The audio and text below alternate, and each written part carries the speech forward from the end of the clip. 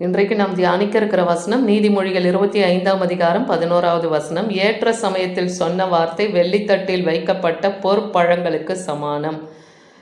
ஏற்ற சமயத்தில் ஒருத்தருடைய பிரச்சனை பாடுகளுக்கு போராட்டங்களுக்கு நாம் சொல்லுகிற வார்த்தை எப்படி இருக்குமா? வெள்ளித்தட்டில் வைக்கப்பட்ட பொற்பழங்களுக்கு சமானமான வார்த்தை, கனமுள்ள வார்த்தை, மகிமை பொருந்திய வார்த்தை, மதிப்பு மிக்கது இல்லையா? பொண்ணும் வெள்ளியும் மதிப்பு மிக்க ஆபரணங்களாக இருக்குது. அதை போல் நம் சொல்லுகிற அந்த வார்த்தை, ஏற்ற சமயத்தில் சொன்ன அந்த வார்த்தை மற்றவர்களுக்கு எப்படி இருக்குமா? வெள்ளித்தட்டில் வைக்கப்பட்ட பொற்பழங்களுக்கு சமானமான வார்த்தையாக இருக்கும். கேட்கிற செவிக்கு நாம் ஞானமாய் கடிந்து கொண்டு புத்தி சொல்லணும்ன்ட்டு வேதவசனம் சொல்லுது. நீதிமொழிகள் 25:12 யாருக்கு நாம் புத்தி சொல்லணுன்னாலும் ஞானமாக கர்த்தருடைய வசனத்தை கொண்டு அவங்களுக்கு கடிந்து கொண்டு போதிக்கணும். கடிந்து கொள்ளாமல் போதித்தோம்னா அவங்களுக்கு உணர்வே வராது இல்லையா? அப்போ வசனத்தின் மூலமாய் கடிந்து கொண்டு நாம் போதிக்கும் போது அது கடுக்கனுக்கும் அபரஞ்சி பூஷணத்துக்கும் சரி, அப்படிப்பட்டதுக்கு இணையாக இருக்குமா? ஞானமாய் நாம் கடிந்து கொண்டா, பொற்கடுக்கன்னா தங்கத்தினால் ஆன காதுக்கு போடுகிற ஆபரணம், அபரஞ்சி என்பது சுத்த பொன், புடமிடப்பட்ட பொன், பூஷணம் என்பது அலங்கார பொருள். அப்போ சுத்த பொன்னினாலே செய்யப்பட்ட அலங்கார பொருளை போல ஞானமாய் ஒருத்தனுக்கு கடிந்து கொண்டு அவனுக்கு நாம் புத்தி சொல்லணும். கர்த்தருடைய வசனத்தை கொண்டு நாம் புத்தி சொன்னோம்னாலே அப்போ அது அவர்களுக்கும் பிரயோஜனமாக இருக்கும். அதை அவர்கள் ஏற்று நடக்கவும் முடியும். நீதிமொழிகள் 15:22 பார்க்குறோம். ஆலோசனை இன்மையால், அதாவது ஆலோசனை இல்லாததுனால எண்ணங்கள் சிந்தியாமற் போகும். ஆலோசனையே இல்லைன்னா எதுவுமே சிந்திக்காமல் அவங்க ஓடிக்கிட்டே இருப்பாங்க. அதனால் ஆலோசனைக்காரர் அநேகர் இருந்தால் அவைகள் உறுதிப்படும். அப்போ எந்த காரியத்துக்கு நிறைய ஆலோசனை பிறக்கும்போது அதுலேருந்து நமக்கு வழியும் உண்டாகும் இல்லையா? அவைகள் உறுதிப்படும்னே வேதவசனம் சொல்லுது. அதனால் மனுஷனுக்கு தன் வாய் மொழியினாலே மகிழ்ச்சி உண்டாகும். ஏற்ற காலத்திலே சொன்ன வார்த்தை எவ்வளவு நல்லது. அதனால் மனுஷனுக்கு வாய்மொழியினால தான் மகிழ்ச்சி உண்டாகும். அதனால் ஏற்ற காலத்தில் நம்ம சொல்கிற வார்த்தை நல்லதாக தான் இருக்கும். அதை ஏற்றுக்கொள்கிறவர்களும் அது நன்மையாக ஏற்றுக்கொண்டால் அவர்களுக்கும் அது நல்லதாக இருக்கும்.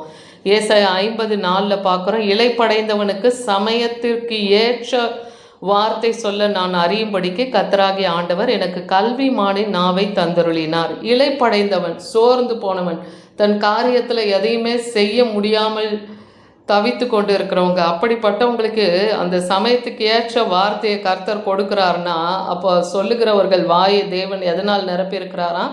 கல்விமானின் நாவை தந்தருளி அவருடைய ஆவியினால் நிரப்புவே தான் அவங்க ஞானமாக மற்றவங்களுக்கு புத்தி சொல்ல கர்த்தர் வைக்கிறார். அப்படிப்பட்டவர்களை கர்த்தர் காலைதோறும் எழுப்புகிறார்.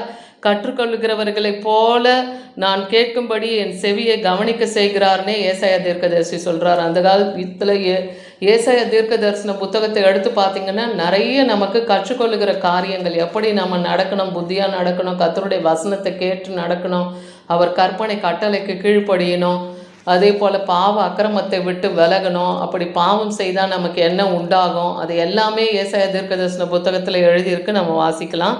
அதுபோல் ஏசாயா தீர்க்கதரிசிக்கு கர்த்தர் எப்படி சமயத்துக்கு ஏற்ற இளைப்படைந்தவனுக்கு ஏற்ற வார்த்தையை கொடுத்து அவருக்கு கல்விமானின் நாவை கொடுத்துருக்கிறார். இன்னைக்கு கர்த்தருடைய வார்த்தையை போதிக்கிறவர்களுக்கும் தேவன் கல்விமானின் நாவையும் அவருடைய பரிசுத்த ஆவியின் வல்லமை கொடுத்து போதிக்கிறதுனால கேட்கிறவர்களுக்கு அந்த சத்திய வசனம் கடந்து போய் அவங்க வாழ்க்கையிலையும் அது கிரியை செய்து அது பிரயோஜனம் உள்ளதாக்கும்.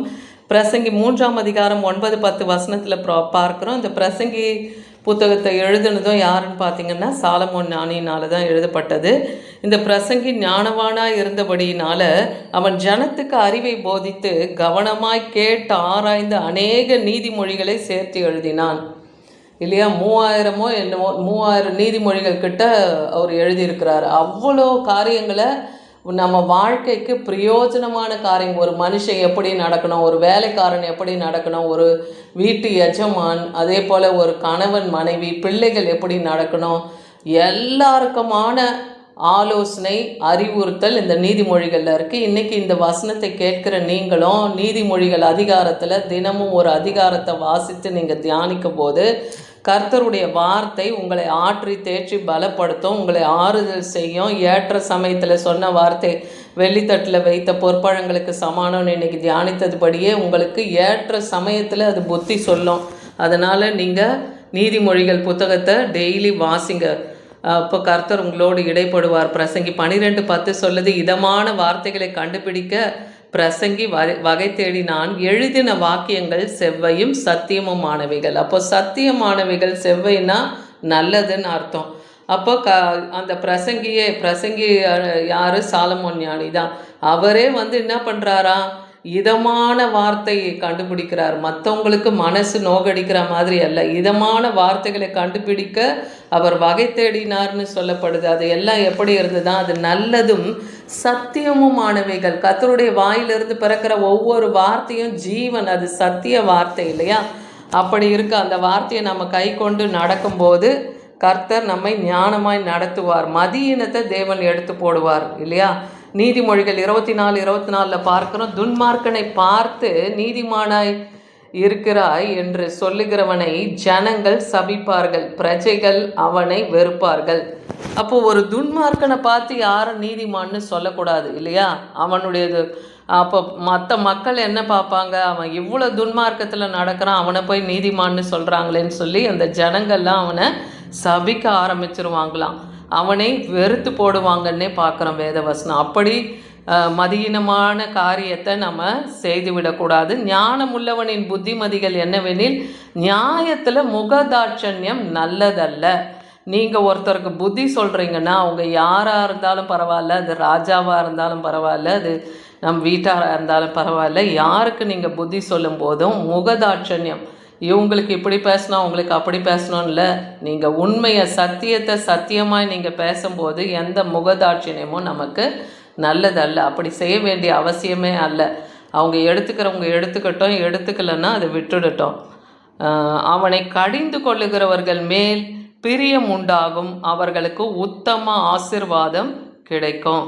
அதே போல் நீங்கள் நல்லபடியாக கர்த்தருடைய வார்த்தை கொண்டு அவர்களை நீங்கள் கடிந்து கொள்கிறீங்கன்னா அது உங்களுக்கு பிரியமும், கர்த்தர் அது உங்களுக்கு உத்தம ஆசீர்வாதமாகவும் தருவார். அதனால் இன்றைக்கி நாம் தியானித்த அந்த வசனத்தின்படி ஏற்ற சமயத்திலே மற்றவங்களுக்கு புத்தி சொல்லுங்கள், கடிந்து கொண்டு புத்தி சொல்லுங்கள்.